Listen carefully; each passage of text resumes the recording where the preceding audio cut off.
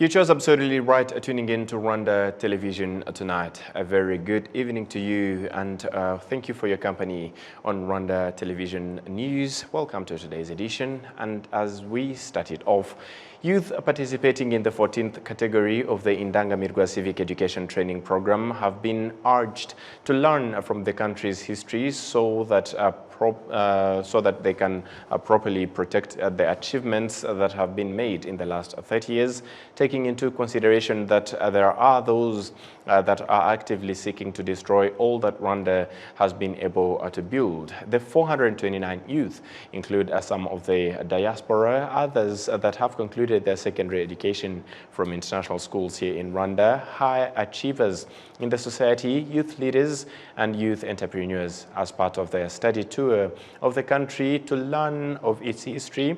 The young people visited the Kigali Genocide Memorial at Gisozi and got explanations about the genocidal ideology that existed here in Rwanda from the years of 90s right until 1994, a genocide against the Tutsi, when it was finally perpetrated. And the Minister of National Unity and Civic Engagement took time to explain to the group the role of colonialists that they played in dividing Rwandans. He also stressed that the responsibility of building a united country for all Rwandans in the future and now lies in the hands of the youth. The young men and women stressed that they understand the importance of preserving the unity of Rwandans. At the Memorial Center, the group paid the respect at the graves of the more than a million victims of the genocide against the Tutsi buried there, and visited different parts that comprise it. The youth are participating in Itorero at Nhumba that began on the 5th of this month of August and will last for 45 days. Maui Grain Millers PLC has officially launched a 5 billion medium note program payable in a period of 5 years. We have the details. Maui Grain Millers PLC has officially launched a 5 billion medium note program payable in a period of 5 years. Registration for the prospective investors interested in buying these bonds will go for 2 weeks, commencing Friday. The decision to launch this program stemmed from Maui Grain Millers' need to expand their maize flour production to animal feeds and other productions also. Mrs. Chantal, the board chairperson, highlighted this initiative as a favorable method for their expansion plans. Today we are raising a bond of a 5-year medium-term note bond that will help us to aggregate maize during the dry season, and through that capacity, through the aggregation, we'll be able to have the raw materials to process during all the throughout the year. So we are raising money to be able to get the raw materials to process throughout the year without any hiccups. The Chief Executive Office of Rwanda Stock Exchange, Mr. Rwabukumba Celeste, commended Maui for being the first SME in Rwanda to embrace this opportunity, setting an inspiring example for the rest of the small businesses.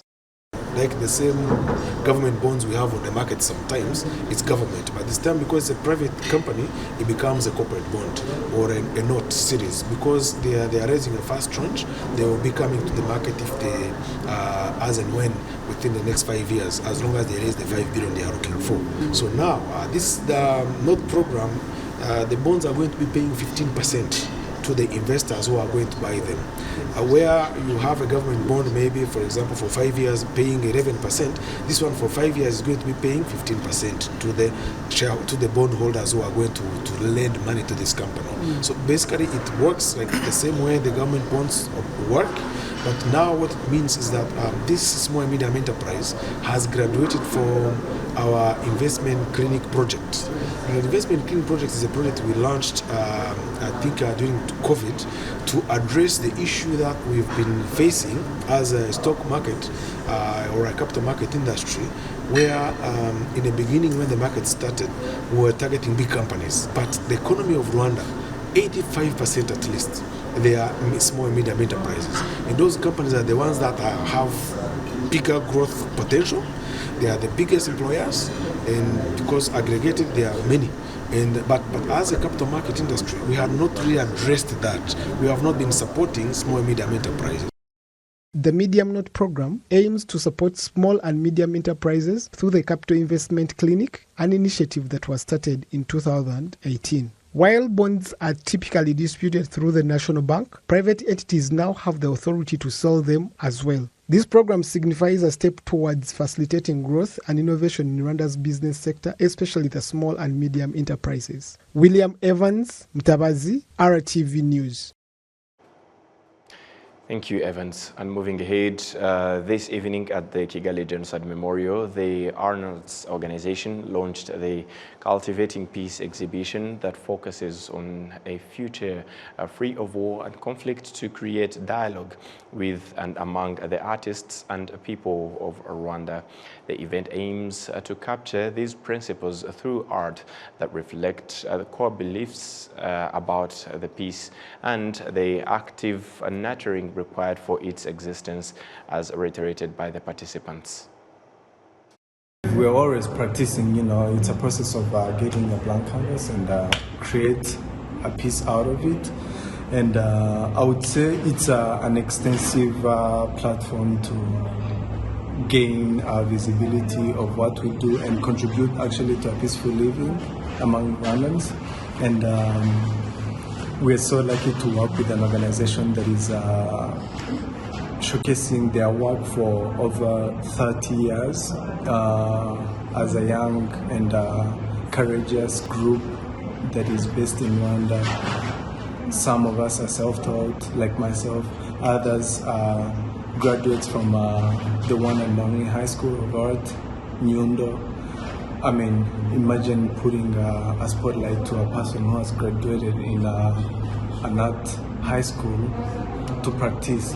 Sometimes it's kind of challenging, but when you have a global perspective of what you're doing and collaborate with an organization that has been practicing for more than years actually that you have lived on the planet, it gives a platform of learning and gives you also other dimension of expressing yourself, and it's very, very empowering.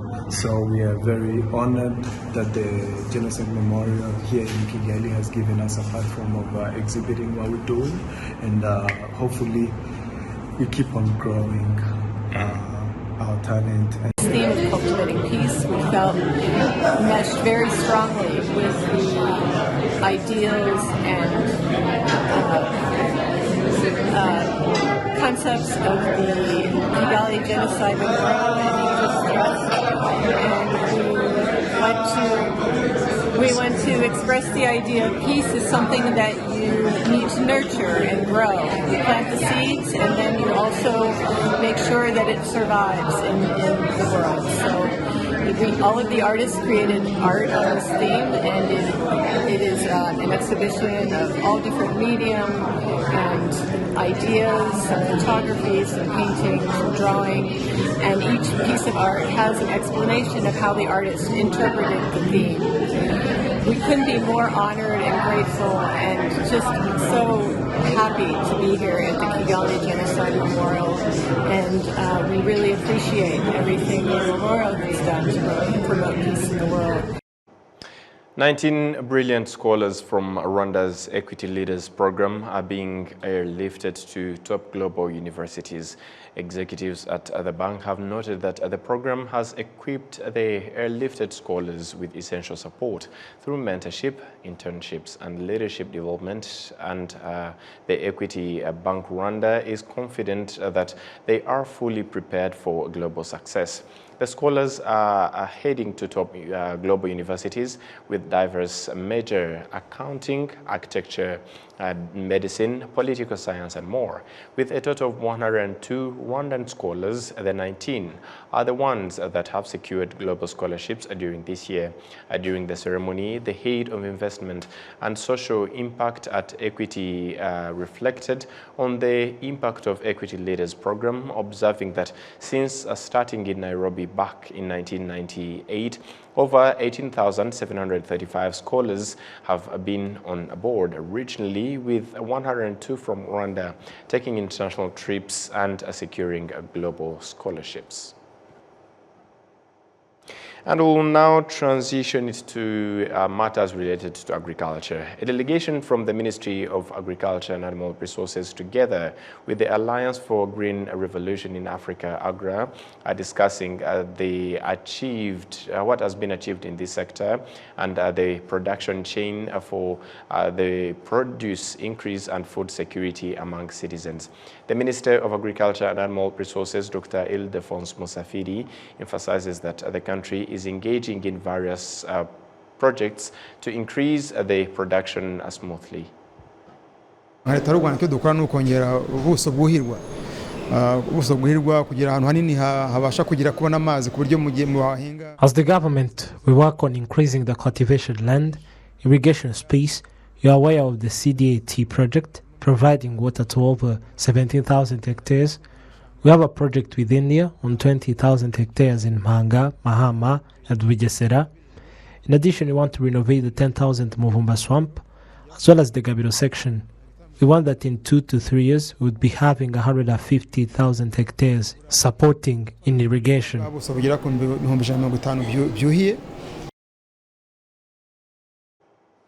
The group is also working together on a national plan to plant 5 trees per family to prevent malnutrition among children and generate income for families. Nevertheless, there are challenges mainly due to the climate change. The Africa Food Systems Forum Managing Director, Sen Amatpan, reiterates that African countries are to collaborate to ensure food security for their citizens. Well, if you want to transform food system and agriculture, we need to tackle, the issue of unemployment of young people. So they're looking for opportunities, food system, agriculture, and beyond the farm. Because when we talk about food system, it's also trade, it's also processing, renewable energy, it's different sectors coming together to bring nutritious, resilient, productive food on our table. So all that ecosystem should be coming together to make that happen. So the theme represents the reality. It represents also where we are in Rwanda in terms of transformation, and we want it fast and homegrown solution being also showcased, but also bringing from outside the continent, other countries in the continent, so we can leapfrog and move faster, because that's what also we want for the continent, is feed our people, create jobs for young people, and also transform our economies. And so we need to have that ecosystem within the continent, and it's already there. So there is already a higher framework for that, and leaders, president leading the way. Second, you have also ministers at the ministerial level, at the sector level, many countries that are producing policies to show also that it's possible to implement what we are saying. So it starts also with sector policies, national policies, and everything is embedded. And third, it's now implementation. Implementation comes with money, it comes also with delivery, with actions between different sectors working and coordinating. And there is a lot of movement in terms of support, both from governments putting their resources, and Rwanda is a good example under the Malabo. And we are going to post to Malabo how much money our country is putting just to support that sector, but also with the support of partners. Sometimes we do things, you bring other partners to support. Last is private sector. This sector cannot move without private initiative. So public-private partnership and even philanthropy, we call it 4Ps, help transform. So through the leadership, the vision, the direction, let's feed our people, let's create jobs for young people, let's do it. We can do it. Let's also have support from outside. I think it helps us to move, and then the rest will follow. So I think the pathway is there from a from a highest level leadership, political leadership, and that's what we will be also sharing to show the narrative and also the way to the rest of the world. The delegation from the Ministry of Agriculture and Animal Resources, together with the Alliance for Green Revolution in Africa, AGRA, are discussing ahead of the Africa Food Systems Forum to be held in Kigali on the 2nd and up to the 6th of September 2024. The forum will convene more than 5,000 participants from across the world, mostly the African continent. Moving ahead to other matters, on Sunday, His Excellency Paul Kagame will be sworn in as the President of Rwanda and to lead the country for the next 5 years after winning the July presidential elections. Our colleague Jean-Pierre Kagabo sat down with former Chief Justice Samuel Jeje to ask him what should be expected of the ceremony and its significance. Take a look. Rwandans and Friends of Rwanda wait the very important big event, presidential inauguration, on 11th August 2024. Joined with me is the former Chief Justice, Professor Sam Rugege. I'm very honored to have you here, sir. Thank you. Would you kindly tell us the significance of this very important ceremony, swearing-in ceremony of the President of the Republic? Swearing-in ceremony of the President is indeed very important in that it is an occasion for the President to assure those who have elected him that he will perform his duties, his responsibilities which they have given him while electing him, that he will do those responsibilities well, and that he will protect the Constitution and other laws, that he will make sure to promote the unity of the people, that he will do everything possible to ensure the progress of the people and the country in general. And that he will, more importantly, he will defend the country so that people can live in peace. At the inauguration, he will be given a number of items, including the constitution of the country, the flag of the country, and the seal of authority of the country. And also he will be given by the Defense Force a sword and a shield. These are very important symbols, both showing the unity of the people, showing their values, their expectations, like to be happy and to progress, to have economic development, and to have peace. So all these towards assuring the people who have elected him that he will do well in his job. As a person who happened to preside over the swearing-in ceremony in 2017, could you share your feelings? How were you feeling? I was feeling very happy. I was honored and proud to be able to participate in this very important ceremony. Yeah, of course, there was some anxiety that everything should go according to schedule, that nothing should go wrong. But on the whole, I was confident that it would go well because we had done enough preparation for it. Thank you so much. Thank you to our colleague Kagawa for the informative interview. And as we wind off the news on local matters, we would like to talk about a matter that is often overlooked at, property wealth investment, particularly on the African continent. And Dr. Daniel Moses is a serial entrepreneur, podcast host, Amazon best-selling author, and award-winning property and business coach. He is a founder of Property Wealth Corporation, a company which specializes in providing investment opportunities, professional training, and professional services to the property industry. And we are very glad and honored to have him tonight in our BS studios. Good evening, and thank you for joining us. Good evening. Thank you so much for having me on the show. Right. We understand you have started as an Uber driver in London, and you grew to become a successful property investor. This is quite a transition that is not very easy to comprehend and understand at first when someone hears of it. Can you briefly share with us your journey towards becoming who you are today? Oh, thank you so much for that question.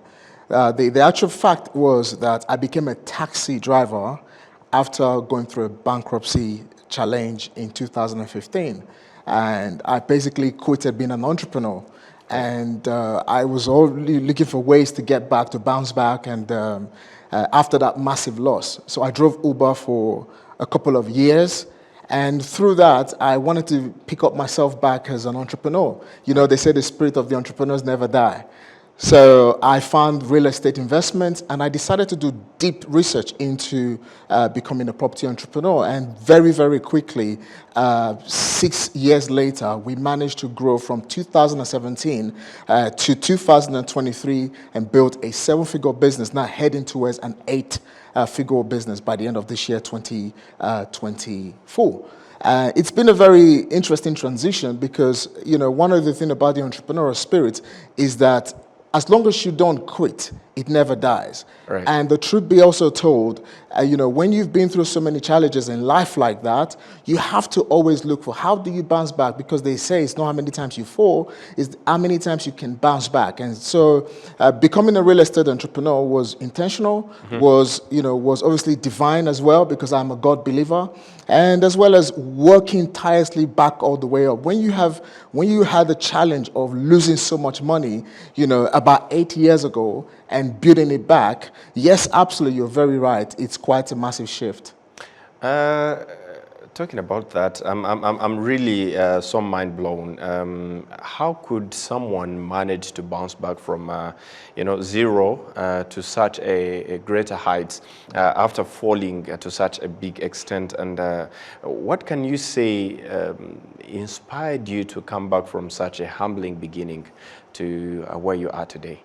I think one of the biggest,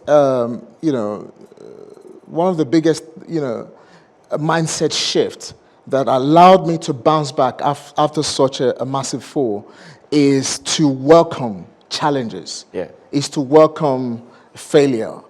Before 2015, when I actually went through that situation where I lost my entire business to the tune of over £150,000 and even being suicidal at that point, where I basically lost everything. Yeah. So it's the fact that I was able to welcome challenge. I had to remap my brain. I had to rewire my brain. Yeah. It's just like coming into Rwanda, you know, as an African, and I'm actually asking myself, am I in Africa or am I in the West? People here are basically very, very cordial, very straight to the point. Yeah. Everybody is very obedient. Everybody is basically, very humble. So the fact is, when you lose so many things in life, you have to rewire your brain that things can work again. You know, I'm so super excited being in Rwanda because I'm seeing everything working. Yeah. And that's the same mindset I had to adopt after losing many things. You know, in the West, when people hear of Africa, there's so much negativity, right? Yeah. So at the end of the day, as an entrepreneur, when you lose so much, regardless of the negativity that you are, you want to look forward, you want to be able to bounce back and say, actually, you can be the greatest version. You can bounce back again no matter, how that challenge looked like. Since you brought it up, let's talk about Rwanda. I understand you're planning to and looking into ways of, investing in Rwanda. Why Rwanda, and in what specific sectors of Rwanda's sector are you looking to venture into? Well, as a very successful property developer and a property entrepreneur in the UK, we have built something from nothing, absolutely nothing in the UK. Like I said, I came from challenges where I had nothing, and just less than 7 years ago, we've been able to come back We've become a trusted name in the United Kingdom. And as a very successful property developer and property entrepreneur, we have already created a system that works in the UK. Obviously, you know, when you are a black entrepreneur, you have a lot, you know, to prove at every given point in time that is working. Yeah. All right. And bringing what has worked, which is what we've created in the UK, into a country that I can see, you know, will be the center of Africa's development in general. You know, like I said, I'm so pleased with Rwanda. Yeah. You know, everything seems to be working.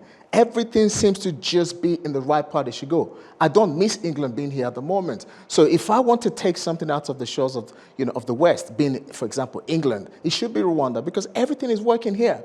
And I know 20 years from now, Rwanda has not just an African voice, it's going to become a global business hub. Yeah. So it's better to tap in now before a lot of diasporas, you know, can start regretting it. So part of the reason why I want to bring the same model here, you know, to develop my real estate, you know, portfolio in the, you know, in this great nation.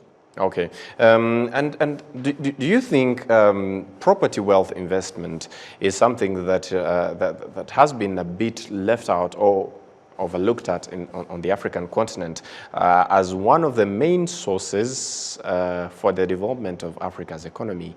And if yes, what do you think African investors should wake up to in terms of you know, giving more attention to this particular sector?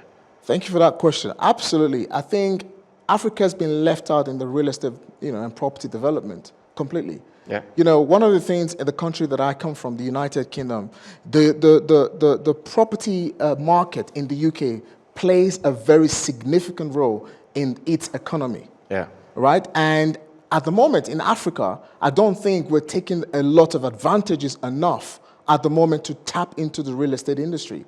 You know, in the UK, I'm going to keep referring back to the UK if you don't mind. Yeah. In the UK, we have multiple, you know, property, you know, strategies, you know, or multiple property path. So the commercial real estate works in the UK, the residential work in the UK, and let's break the residential into three. For example, you have the residential for the general, you know, residents or nationals of the country, which is massive housing. You have the family residential, and then you also have, you know, residential for the others, you know, people who are retiring, people who need care, people who need support, and so on. And I can go on and on and on and mention different types of housing. Yeah. And Africa hasn't really tapped into that type of real estate. You know, even the luxury real estate, you know, if you go to the West, you have a lot of iconic buildings, a building that has a story to tell about it. Yeah. But again, Africa hasn't got that. But yes, we have so much lands. We have so much opportunity to put African real estate on the global map, and as well as funding. Okay, in the United Kingdom, statistics have proven that over the last 1,000 years, that property tends to go up in value every 10 to 15, 20 years. Right. And again, it is absolutely funded because of the subsidization of the market, number one. Number two, because of the absolutely available fund that is available. Yeah. Like, again, mortgage processes and mortgage systems. Yeah. To buy a house in the United Kingdom, you need a 25% deposit to access a 75% mortgage. So these are things that the governments across Africa can also look into, but obviously picking the brains of entrepreneurs like myself and many others who have been able to take the center stage and say, how can we bring this to Africa, and how can we make housing available, whether it be in care, whether it be in residential or commercial, how can we make this available so that we all, you know, can take Africa by storm, and real estate of Africa can be on the center stage in the West and as well as Africa. Absolutely. Dr. Daniel Moses, I wish we had you for the next at least 1 hour to explore more on this particular sector, but regardless, thank you very much for the short and sweet time on Rwanda Television News tonight. We really appreciate it. Thank you so much for having me. My pleasure. All right.